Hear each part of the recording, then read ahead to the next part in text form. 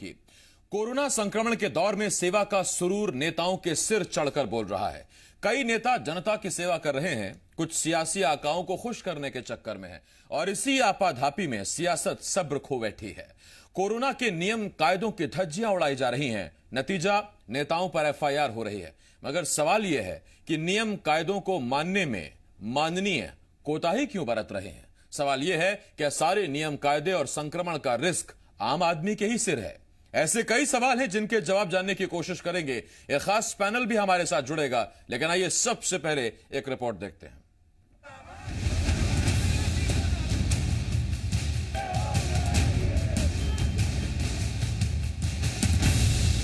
सियासत में सेवा का अपना वजन है और सेवा के जरिए ही सियासतदान अपना सियासी कद वजनदार बनाने की कोशिश करते हैं। कई बार सेवा जनता के लिए होती है तो कई बार अपने सियासी आकाओं को खुश करने के लिए। सेवा करने का जुनून कभी भी जाग सकता है। खैर, अभी तो मौका भी है और दस्तूर भी।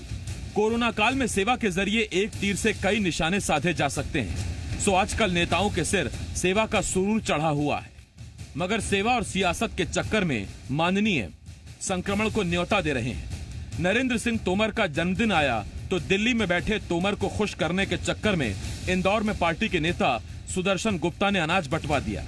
अनाज के चक्कर में लोगों की भयंकर भीड़ लग गई, सोशल डिस्टेंसिंग की धज्जियां उड़ गईं और नेताजी के खिलाफ एफआईआर हो गई। गुप्ता की गिरफ्तारी की मांग को लेकर कांग्रेस ने हल्ला बोला, मगर सियासत ने फिर जल्दबाजी दिखाई और बिना इजाजत विरोध प्रदर्शन करने के आरोप में जीतू पटवारी पर भी कार्रवाई शुरू हो गई। पूर्व मंत्री उमंग सिंघार भी बदनावर जाकर एफआईआर करवा बैठे। कार्रवाई यहीं तक सीमित नहीं है। पहले शिवराज, फिर सिंधिया और उसके बाद इमरती देवी का कथित वायरल ऑडियो के विरोध में भोपाल से लेकर इंदौर तक संग्राम करने वाले कार्यकर्ताओं पर भी कार्रवाई हुई। यानी सियासत पर कार्रवाई हुई तो अब कार्रवाई पर सियासत शुरू हो गई।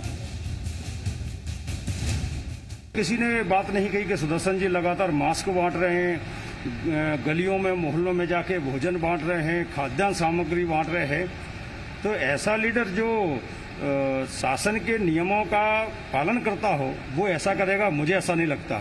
सोशल डिस्टेंसिंग के जितनी धज्जियां हो सकती थी सब उड़ गई। रूलिंग पार्टी के लोग जो सबसे पहले उनको नियम का पालन करना चाहिए। लॉकडाउन और सोशल डिस्टेंसिंग के जो भी नियम हैं, सबसे ज्यादा धज्जियां ये लोग उड़ा रहे हैं, इसलिए इनको इसका ध्यान रखना चाहिए। निश्चित तौर पर केस बनाए, ठीक बनाए। अपनों का बचाव और विरोधियों पर वार। अब बेचारे सियासतदान इससे ज्यादा कर भी क्या सकते हैं।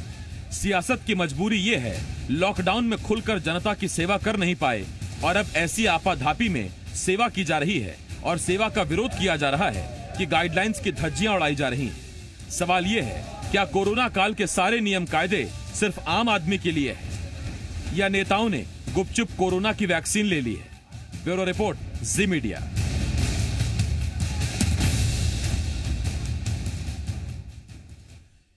एक रिपोर्ट हमने आपको दिखाई, बिना वक्त जाया किए सीधा मेहमानों की तरफ रुख करते हैं। बड़ा पैनल हमारे साथ जुड़ रहा है। इंदौर से बीजेपी के सांसद शंकर लालवानी साहब और इसके साथ साथ पूर्व मंत्री उमंग सिंघार जी हमारे साथ जुड़ रहे हैं और मेरे सहयोगी और एसोसिएट एडिटर हरीश दिवेकर जी हमारे साथ हैं। मैं आप तीनों का बहुत बहुत स्वागत करता हूं। लेकिन सबसे पहला सवाल शंकर लालवानी जी से।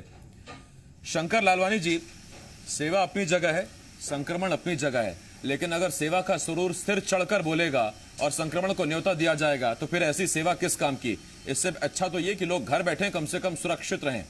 राशन बंटवाइए, अनाज बंटवाइए, सेवा भी करिए, लेकिन नियम कायदे जो सरकार की तरफ से तय किए गए हैं इनका ख्याल कौन रखेगा?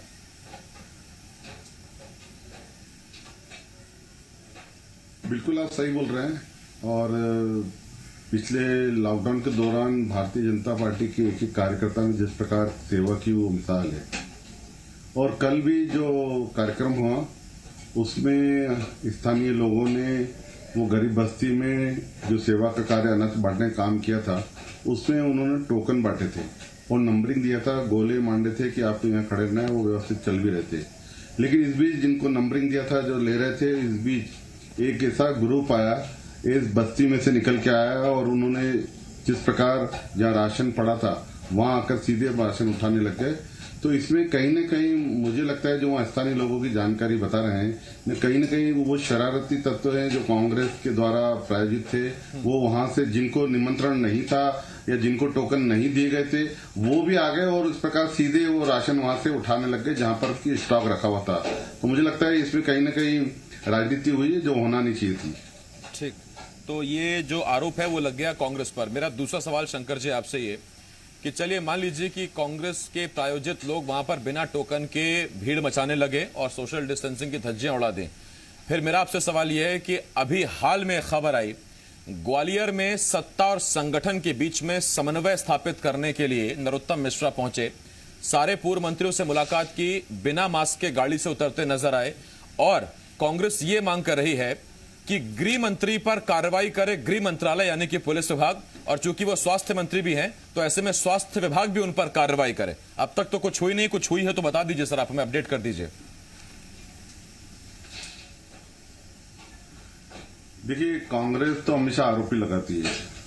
पूरे इस कोरोना के कॉल में देश के कांग्रेस के राष्ट्रीय अध्यक्ष से लेके वार्ड के अध्यक्ष तक सभी पूर्व मंत्री, पूर्व मुख्यमंत्री पूरे सेवा काल में कहीं दिखेगा? कहीं नहीं दिखेंगे आपको, कहीं नहीं करी, सिर्फ बयानबाजी, आरोप प्रत्यारोप। और जो आप बता रहे हैं, हो सकता है कुछ समय के लिए उन्होंने मास्क नहीं पहना हो, लेकिन मास्क वहां पहनना अति आवश्यक है जब आप किसी से मिल रहे हैं, बात कर रहे हैं।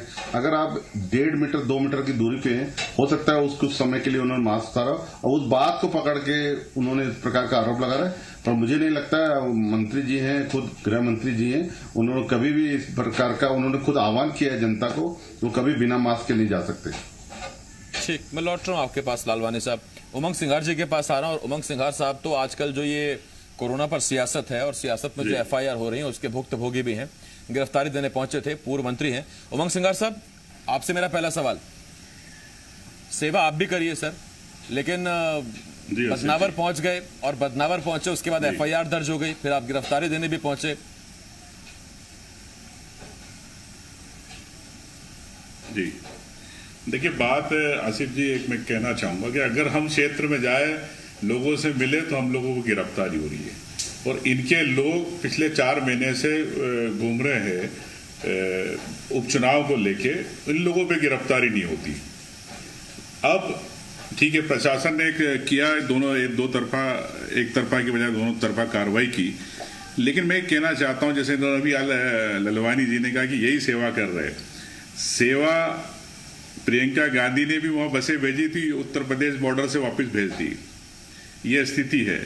तो सेवा तो हमारे राहुल गांधी, प्रियंका गांधी से लेकर चाहे छोटा से छोटा कार्यकर्ता ने की है। तो ये तो पहली बात, तो मैं इनकी बात का खंडन करता हूं। रही सोशल डिस्टेंसिंग की बात, आज स्कूलों में जो परीक्षाएं हो रही है, आपने भी कई विजुअल देखे होंगे कि उन बच्चों को आप स्कूल आगे बढ़ा रहे हो लेकिन एग्जाम कर रहे हो। कई राज्यों ने उनको जनरल प्रमोशन दे दिया, आप पीछे बैकडोर से एंट्री करके मुख्यमंत्री बन गए, तो भाई उनको जनरल प्रमोशन आपने क्यों नहीं दिया? और आज अगर वो लोग सोशल डिस्टेंसिंग के कारण अगर बच्चों की अगर किसी की मौत होती है स्कूलों उसके कारण, तो उसका जिम्मेदार कौन है? प्रदेश का मुख्यमंत्री जवाबदारी लेंगे। तो एक तरफ ये, और सबसे तीसरी महत्वपूर्ण बात कि नरोत्तम मिश्रा जी की जो स्वास्थ्य मंत्री है, गृह मंत्री है, इनके यहाँ पे ट्रांसफर पोस्टिंग के लिए 100 गाड़ियों की लाइन लगी रहती है बंगले के बाहर, तो वहां सोशल डिस्टेंसिंग तो है ही नहीं, इनके बंगले पे नहीं है स्वास्थ्य मंत्री के। तो ये प्रदेश में कहां करेंगे सोशल डिस्टेंसिंग? और जो काम कर रहे हैं उनको रोक रहे हैं, और आप लोग काम करो तो आपकी कोई कार्रवाई नहीं। तो ये तो सीधी सीधी राजनीति है। भाई अगर आपको सेवा करना, आप भी कीजिए सेवा, हम भी सेवा कर रहे हैं, हम भी प्रयास करते हैं कि इंडिविजुअल जाने की, लेकिन लोग आ जाते हैं, अलग बात है। लेकिन इस प्रकार के, जिस प्रकार से ये आयोजन हुआ इंदौर में, और वो कॉलोनी के अंदर एरिया में हुआ जहां पे 48 लोग पहले ही थे, और इंदौर तो पूरे प्रदेश के अंदर आज सबसे ज्यादा वहां पे 4029 समथिंग है, 166 लोग मर चुके हैं। तो ये जवाबदारी है ललवानी जी साहब, आप कह रहे हैं कि ये एक तरफा कार्रवाई हो रही है और इनके लोग घूम रहे हैं, तो कुछ नहीं, हम अगर काम पर जाएं या हम अगर सेवा करें तो हमारे साथ दिक्कत है। आज एक तस्वीर सामने आई, जीतू पटवारी साहब धरना देने बैठे थे और एसडीएम आके घुटने के बल बैठ के उनसे बातचीत कर रहे हैं। तो ये देखकर लगता तो ऐसा नहीं है कि आपका कोई रुतबा, रसूख, रौब कुछ कम हुआ हो? अगर एसडीएम घुटने के बल बैठकर आपसे बात कर रहा है तो ये तो बताता है कि आप भले ही सत्ता से बाहर हो गए, लेकिन आपका रसूख तो जलवा बरकरार है, आपका इकबाल बरकरार है। देखिए, घुटने के बल बैठे हुआ बैठ के बात करें, खड़े होके बात करें, ये महत्वपूर्ण नहीं है। लेकिन प्रशासनिक अधिकारी का काम है कि समन्वय बनाना और निष्पक्ष कार्रवाई करना। लेकिन यहाँ कार्रवाई तो भाजपा अपने नेताओं पे नहीं करती है। जो कांग्रेसी नेता जो प्रचार करने या कहीं मिलने जा रहे हैं, जैसे मैं गया था किसान और मजदूरों से मिलने, मैं किसी आम सभा में नहीं गया था, फिर भी लेकिन मेरे पे केस हुआ। मैं अगर किसी के यहाँ कोई शौक के लिए बैठने गया तो फिर भी मेरे पे केस हुआ। ये भी एक है। ठीक, मैं लौटता हूं इस पर आपका सिंगार साहब। हरीश जी आपके पास आ रहा हूं। हरीश जी, सरकार की जिम्मेदारी है नियमों का पालन कराएं, गाइडलाइंस जो खुद की तय करी हुई हैं उनका कम से कम पालन कराएं। लेकिन सार्वजनिक जीवन में जब आप इस तरह की तस्वीरें पेश करेंगे तो कितनी ईमानदारी से आप अपेक्षा करते हैं कि जनता उसका अनुसरण करे, पहली बात। और दूसरी बात, अगर सरकार या सत्ता पक्ष की तरफ से गलती हो रही है तो उसके बाद एक और अनदेखी करके नियमों की फिर धज्जियां उड़ाकर उसका विरोध करना और यह दिखाना कि विपक्ष अभी जिंदा और न सिर्फ जिंदा है बल्कि जानदार है, यह भी कितना सच है और ये कितना तर्क संगत है? देखिए आसिफ, देश के प्रधानमंत्री नरेंद्र मोदी, WHO, केंद्रीय स्वास्थ्य विभाग, सब ने अपने अपने स्तर पे गाइडलाइन जारी की और प्रधानमंत्री मोदी ने बताया भी 2 गज दूरी, मास्क, ग्लव्स, सैनिटाइजर, यही कोरोना बचाव, कोई दवाई नहीं बनी। और सारे नेताओं को फरमान दिया गया कि राजनीतिक आयोजन ना करें, धार्मिक आयोजन ना करें, गैदरिंग ना करें, धारा 144 लगाएं। और सबसे चौंकाने वाली बात है, इंदौर जो मध्य प्रदेश का है वो हॉटस्पॉट जिला है। आज की बात करें तो 10,600 से ज्यादा मध्य प्रदेश पॉजिटिव है। अकेले इंदौर में 4,700 के आसपास हैं। 450 मौत हुई है मध्य प्रदेश में, अकेले इंदौर में 350 से ज्यादा मौत हुई है। तो ये ऐसी स्थिति है, उसके बावजूद सिर्फ नेतागिरी चमकाने, अपने आकाओं को खुश करने के लिए आयोजन करते हैं, अन्न बांटते हैं। अरे भैया, अन्न बांटना था तो आप घर घर भिजवा देते पैकेट। टोकन बनाया आपने तो आपको मालूम था किसको बुलाना है, आप वो टोकन के घर घर पैकेट भिजवा देते। लेकिन बड़ा आयोजन करना था, नेता को दिखाना था, अपनी नेतागिरी चमकानी थी। लेकिन अपनी नेतागिरी चमकाने के नाम पर लोगों को कोरोना के संक्रमण से बिल्कुल उसमें संदेह की स्थिति में खड़ा कर दिया। उसमें अगर 2, 4, 5 लोग भी संक्रमित हुए तो आसिफ आप समझ सकते हैं कितने लोग इससे इफेक्टेड होंगे, इसका क्या रिजल्ट होगा। लेकिन नेताओं को इसकी चिंता नहीं है, नेताओं को अपनी नेतागिरी की चिंता है। उनको मतलब ही नहीं जनता को क्या कोरोना होता है, जनता किस तरह से इससे प्रभावित होगी। और वो इंदौर जो जिसमें अस्पताल में बेड की जगह नहीं है, लोग मर रहे हैं वहां पर। कंटेनमेंट पिछले 2 महीने के अंदर लगातार सबसे सख्ती इंदौर में रही और बार बार कहा जा रहा है घर में रहिए, बाहर ना निकलिए, पर नेता नहीं मान रहे। नेता आएंगे और उनको लालच देंगे, जनता, गरीब जनता को अन्न का, खाद्यान्न का, तो जनता तो निकल के आएगी। जनता जागरूक कैसे होगी? नेता ही जागरूक नहीं होने दे रहे, नेता उनको मजबूर कर रहे हैं, उनकी मजबूरी, कमजोरी का फायदा उठा रहे हैं, उनकी गरीबी का फायदा उठा रहे हैं और अपनी नेतागिरी चमकाने के लिए खुद भी उल्लंघन कर रहे हैं और उनसे भी उल्लंघन करवा रहे हैं। तो मुद्दा यह है कि सेवा के नाम पर कोरोना संक्रमण फैला रहे हैं। इन पे तो बड़े मुकदमे दर्ज होना चाहिए, धारा 188 में या नॉर्मल धारा में। ये तो कानून के जानकार हैं, वैसे भी संविधान में कहा गया है जो कानून का जानकार है, कानून का उल्लंघन करता है, उस पर डबल धाराएं लगनी चाहिए। तो नेता, जनप्रतिनिधि जो है, जिसका काम है कि जनता को जागरूक करना और प्रोटोकॉल का पालन करवाना, वो ही अगर आगे बढ़ के जनता से उल्लंघन करवा रहे हैं और खुद भी उल्लंघन कर रहे हैं, तो ऐसे में स्थिति तो नजर पेश होनी चाहिए, कार्रवाई बड़ी होनी चाहिए। हरीश जी, आपके पास उमंग सिंगार साहब, ये बड़ा दिलचस्प मामला है। उसके बाद शंकर जी मैं आपके पास आता हूं। उमंग सिंगार साहब, अभी खबर ये आ रही है कि आपके एक साथी विधायक भी शायद कोरोना पॉजिटिव निकले हैं और हम दुआ करते हैं उनके लिए, उम्मीद करते हैं कि जल्द से जल्द वो ठीक हो जाएं। लेकिन इस पर नई सियासत शुरू हो गई। इसमें कहा जा रहा है कि ये बीजेपी की साजिश है और बीजेपी दरअसल अब सरकार ऐसी निष्पक्ष लैब से कोरोना टेस्टिंग कराए, जांच कराए, जिसमें दूध का दूध पानी हो जाए। राज्यसभा चुनावों के चलते हमारे विधायकों को टारगेट किया जा रहा है। सर, आज तक FSL निष्पक्ष होनी चाहिए, जांच निष्पक्ष होनी चाहिए, मजिस्ट्रियल जांच निष्पक्ष होनी चाहिए, यह तो सुना था। लेकिन क्या अब कोरोना की टेस्टिंग भी सियासत या सियासी पार्टियां देखकर होने लगी है? यह जानकारी पहली बार मिली है और यह आप ही की पार्टी से आरोप निकला है। हाँ, मेरा ऑफिस जी ये कहना है कि जोड़ तोड़ की राजनीति भाजपा हमेशा करती रही। सरकार कैसे बनाई ये भी आप सबको पता है।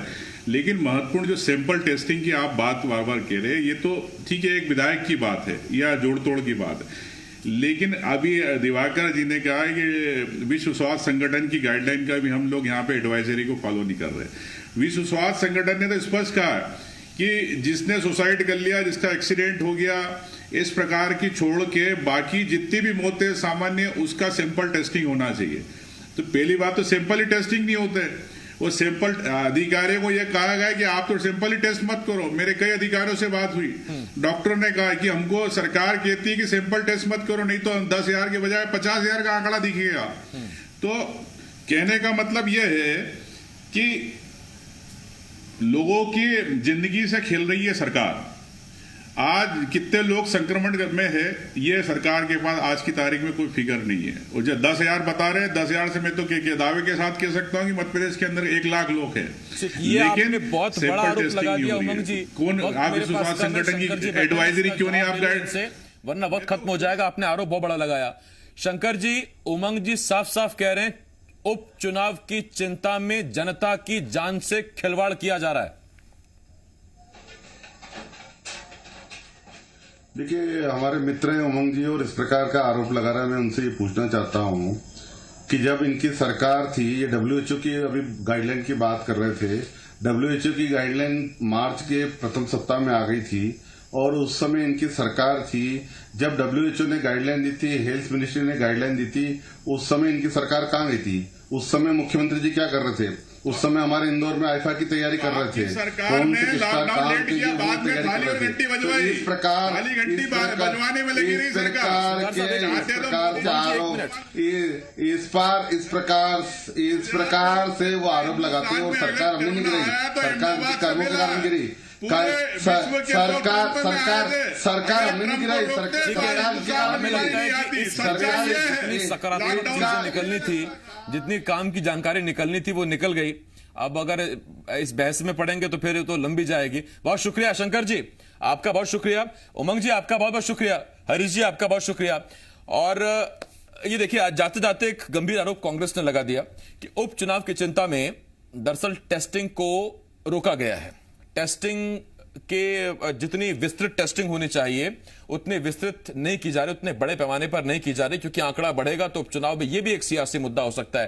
खैर, सेवा का सुरूर तो आजकल है ही नेताओं के सिर। उसके चक्कर में हम आपसे एक अपील जरूर करते हैं कि नेताओं के सेवा के सुरूर के चक्कर में आप अपनी जान खतरे में मत डालिए। कोई अगर राहत देता है तो जरूर लीजिए, लेकिन सोशल डिस्टेंसिंग के तहत, नियमों के तहत। छोटा सा ब्रेक है, ब्रेक के बाद हम आगे देखेंगे छत्तीसगढ़ का मुद्दा छत्तीसगढ़ी भाषा में। छोटा सा ब्रेक, जल्द लौट रहा है।